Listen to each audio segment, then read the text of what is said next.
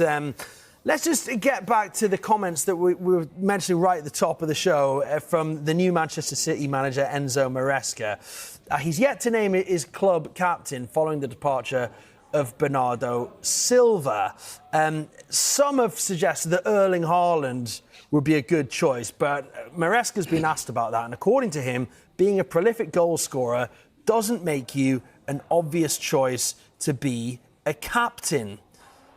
Well, this is what Maresca had to say on the matter. He said, "At Leicester and Chelsea, I had a rule that when we scored, the captain had to come back to the bench for instructions. So if Erling is the captain, we have a problem." If you saw the game here against K-League 11, Ruben Diaz came over to the bench.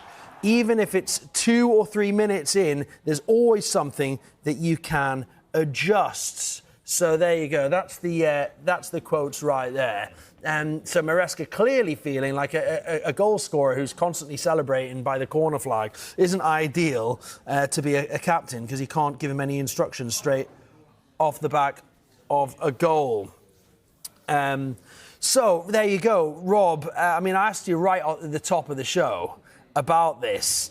Rob, you've captained Wales during your playing days, wearing the armband. I can think straight away of many examples of strikers who've been captain, but did it change your approach to the game when you were the captain at all, or do you just play as you would normally? I think what it does, it gives you that sense of a little bit of extra responsibility. You understand more the bigger picture, because sometimes when you're a striker, this is part of, I guess, the makeup, the armour of a striker is you're trying to think individually, because you're supposed to score goals, your movement, and there's a lot of 1v1. So the makeup, the armour is, that's how your mentality is, because in the decisive moments, you've got to be the one. You know, the whole team is looking at you and say, go finish, go do this, go beat them 1v1, go be the match winner. And then I think when you get the armband, there's a sense of, there's times where you have to think about instructions, you have to think about, okay, this player, that player, yes, you're doing this and scoring goals, but then you're also thinking, you know, what about him, what about him? And I think the responsibility even a little bit more, because captains normally are the ones to speak to the referees, yes, especially in the game. You know, so there's loads of moments more now that you have to be the one that speaks instead of you kind of thinking. Because, for example, I used to, in little moments, there's an injury, the referee, you know, blows the whistle for something's going on. Those are the little moments that, yeah, I know Haaland does this. You kind of look around and you're looking at defenders. Are they sleeping? Have they lost concentration? Is somebody, you know, somebody's like, oh, you know, my back or whatever. You're like, okay, little weaknesses. So these little things, when there's the moments of break, sometimes you're kind of looking at it, okay, yeah, there's the advantage. Oh, the left back's got a little bit of cramp, struggling. Do you kind of agree with Maresca then? Do you think the game's changed so much that back in the old day, maybe it was fine to be captain in a striker, but now you get, I mean, he was saying that the goal was scored and one of his midfielders came over, Ruben Diaz, so he could give him some tactical instruction. Do you think now then you can see his pointing, almost see Maresca's point? If Haaland's thinking about whether the left back's got a slight knock or what, you know, the striker's got to concentrate on scoring the goals and maybe let a defender or a midfielder be captain. So, the game's not changed. I think there's not like a old school and a new school. Right. The game's exactly the same. But I get it. I think there's a lot more instruction, there's a lot more tactics, but I also don't agree with it. Erling Haaland would be a great captain. I think if you look at him 3 years ago, he's a very different player and leader to where we saw him last season. I think last season, I think he showed qualities of being a captain, being a leader. So I think there's a little bit of lightheartedness from the manager to say that, you know, because of instruction, because it won't be on that. And I think there'll probably be the next few weeks. I think Mr. Maresca is going to be kind of looking at, okay, who does fit? And also the other thing is who's in the door and not in the door, because the clear ones where Kyle Walker's gone, Bernardo Silva's gone. Are we going to see Rodri go? You know, and then who's in the door? Who's your team? Who you've got to choose from? And normally, inside the dressing room now, there's about 3 or 4 real captains. And I think what a lot of teams like to do is they'll have a leadership group, sometimes maybe even 5 or 6, and even a young player in there as well. So there's different ways to do it. But is Haaland, would he make a great captain? Absolutely. Yeah. I mean, is he going to be busy scoring goals and celebrating in the corner? I love that, because I was the same. Absolutely, of course he's going to be. But I think you should be worried if you're more worried about your instruction in the breaks of scoring a goal. And that's when you're worried about instruction and tactics.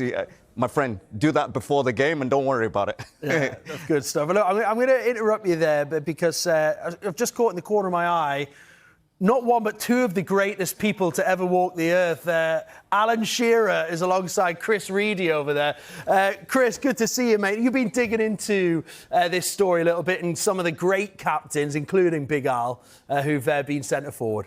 Such kind words, but absolutely, despite Enzo Maresca's comments, there has been some absolutely iconic Premier League captains that have come in the centre-forward positions, starting with this man, Alan Shearer, 107 Premier League goals as captain, as you said, one of the absolute Premier League legends, isn't he? And who else have we got to show you as well? Because, like I said, Alan Shearer, captain Newcastle on many occasions. So, yeah, he's one of the ones we have to say. Interestingly as well, while at Leicester, Enzo Maresca appointed Jamie Vardy as captain for the 2003-2004 Championship campaign. Vardy repaid that trust with 20 goals in 37 appearances across all competitions, leading Leicester back into the Premier League at the first attempt. And as we saw at the World Cup, captains have been leading from the front too. France skipper Kylian Mbappe claimed the Golden Boot with 10 goals, while Argentina captain Lionel Messi finished runner-up with 8. Harry Kane and Cristiano Ronaldo also delivered crucial goals for their countries, didn't they? There you go. So some great... Interesting, Maresca gave it to Vardy. And now he's saying, I couldn't give it to a striker.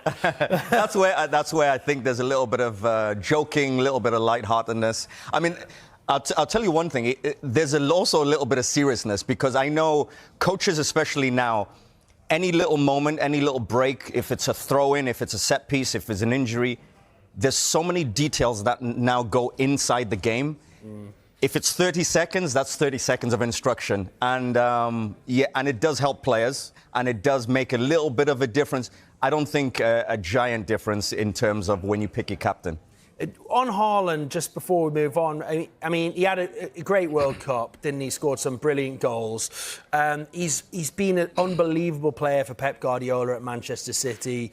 Maresca will be desperate for Haaland to play a big role this season. Do you expect Haaland to go again and just have another incredible season? Would he be one of the first names on your fantasy football team? Is he going to be just as powerful as he's always been? Yeah, are we talking fantasy or are we talking real life? Real life. Real life. I think Erling Haaland is one of the greatest strikers we've ever seen in the Premier League. I just see there's just so many qualities. And the interesting thing is he's very unorthodox because you talk about, yes, link-up play and, yes, running wide and and playing with loads of touches. You need 50 touches a half, all of these things. He's very unorthodox. He's very different in how he does his work.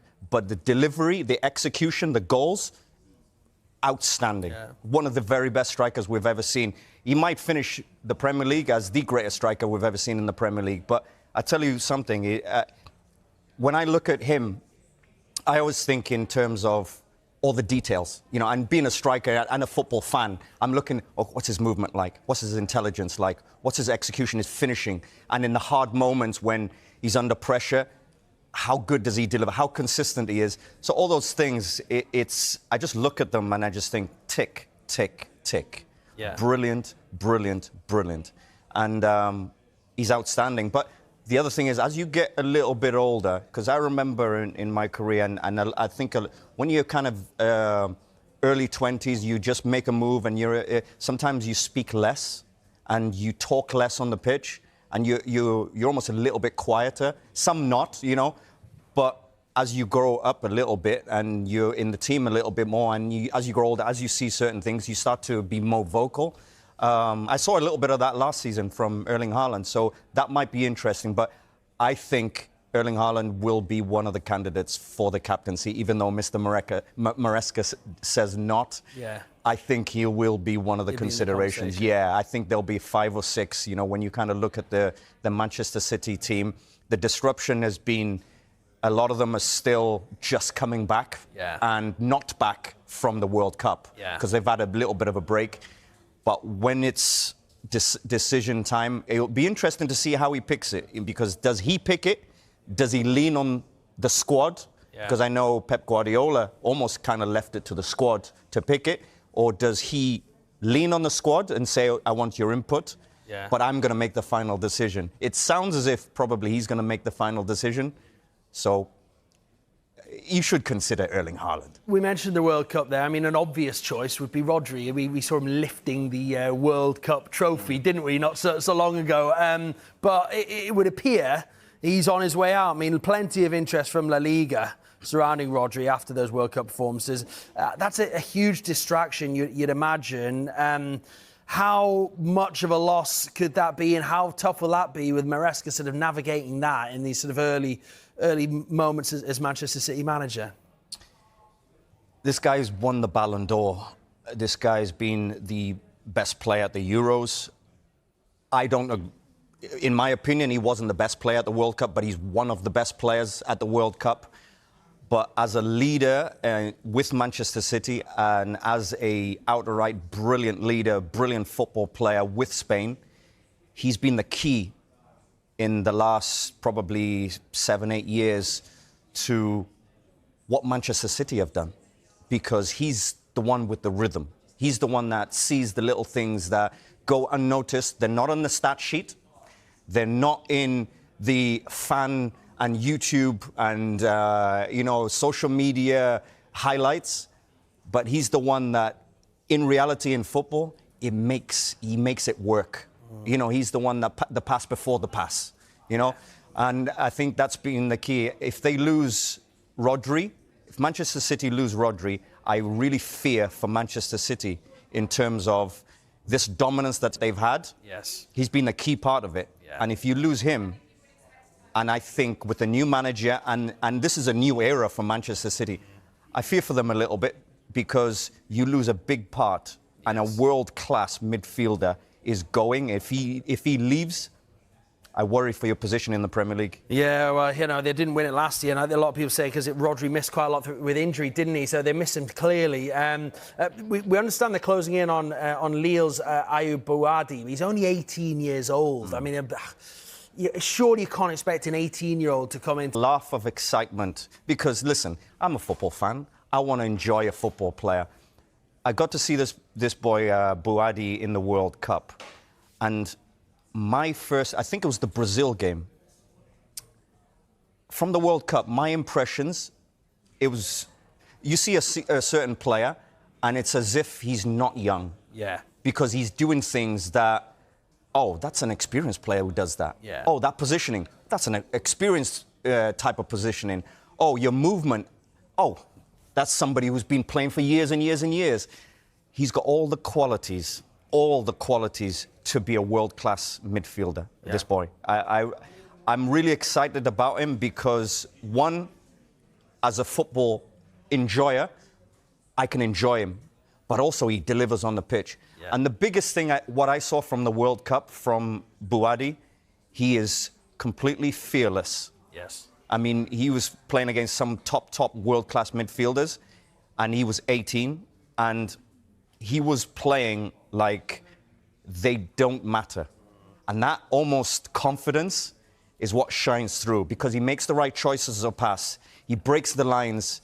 He sees the passes. He sees the game 2 or 3 yards behind. So if you're going to lose Rodri, I tell you what, I would buy Bouadi. He would be one of the first choices on my list in that top 2, top 3 players that I would go for. So if you do lose Rodri and you bring him in, okay, I don't worry for Man City no more.